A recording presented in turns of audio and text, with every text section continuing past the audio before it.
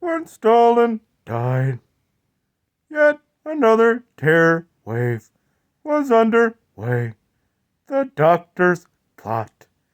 But it was stopped the day after the dictator suffered his fatal stroke. Our list does not even contain all of the more important categories.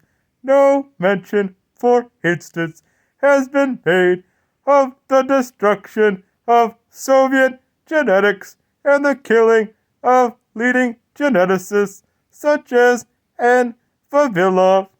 After Stalin's death, the survivors were gradually released from camps. Their legal rehabilitation took much longer.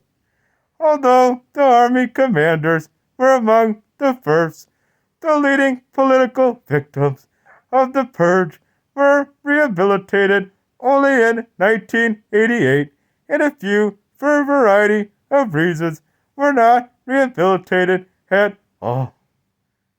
There were all kinds of variations. Some were rehabilitated under Khrushchev, but dehabitualized under Brezhnev, to be rehabilitated again under Gorbachev. Stalinist terror differed in essential aspects from the terrorist practice of fascism. Mussolini's followers certainly used violent means prior to the March on Rome.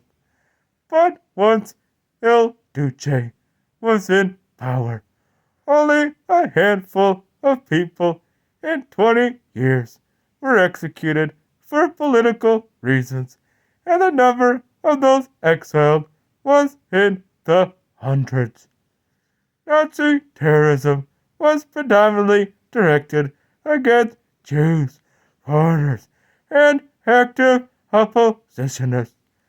There were concentration camps inside Germany from an early date, and millions perished in the death camps during the war.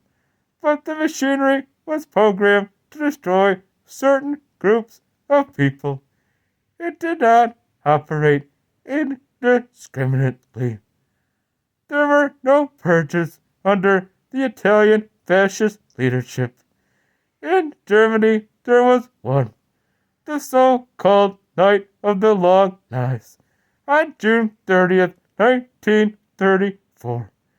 Many arrests and executions took place in Germany in the latter part of the war, but they were directed against true opponents of the regime. All this is not to say that Hitler and Mussolini were less cruel than Stalin.